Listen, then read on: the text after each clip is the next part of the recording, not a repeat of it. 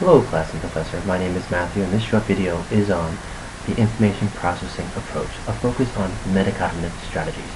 The information processing approach is how children learn new information. They first see and hear the information they ought to learn. They then have to use their memory to process that which they are learning. Next, they must use appropriate strategies to transfer, understand, and memorize the information they ought to learn. Let's try this out with an example. See and hear the sound of this. See, this is a snare drum. See, this is a drumstick.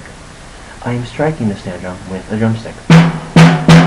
This is the sound a snare drum makes when it's struck by a drumstick. What sound does a snare drum make when it is struck by a drumstick? Steps are used to organize different patterns for remembering. The example I used with the snare drum and drumstick will help you remember the sound a snare drum makes when it is struck by a drumstick. I started with the steps that led to a question. Questions can often help one to remember what it is they are learning.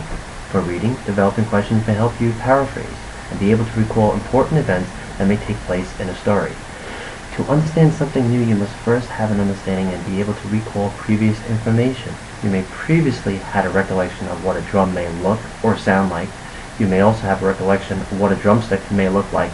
We should all know that in past experiences, the two are used together. What is the best strategies to help us remember?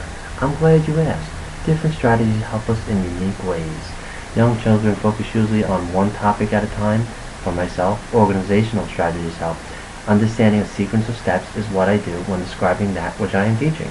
It can be steps to solve a mathematical problem, or the proper steps to strike a drum. There is much more to my snare drum example. Other important steps are proper sitting, positioning of your feet and hands, and how you hold the drumstick. There is the physical issue of having drums, what type, where to keep them, and when to play them. We can only teach so much in any one lesson. As a K through 12 substitute teacher, it is important for me to understand that developmental changes and how metacognitive abilities are different in elementary children than older, middle, or high school children. Let's focus on elementary school children's attention, which can easily wander if they have a substitute teacher. These grade levels require strategies to keep students' attention, because at this young age, students are exploring all that is around them. They tend to go from one activity to another, as research shows and from what I've noticed through observations, especially if they are not guided or directed by the teacher. Michael Presley, an important psychologist, has developed strategies for helping students use strategies. It is important to first understand that some students do not know that strategies can help them. Once they learn a strategy, they might not use it to its fullest advantage or might even change it to simplify it, not knowing they are defeating the purpose of the strategy. It is important for the teacher to implement these strategies and give students opportunities to always use them. Students must learn to use strategies independently and successfully, so critiquing students' strategies is a must, as well as repetition to memorize them. 3 Michael Presley strategies that I would recommend are that first, it is important that the students know the strategies can help them during problem solving. Don't let them change or simplify them. Second, let your students practice using strategies in a system when needed to ensure they are used correctly. Repetition helps with remembering. Third, motivation needs to be set in place. Remind students the importance of strategies and where strategies will take them.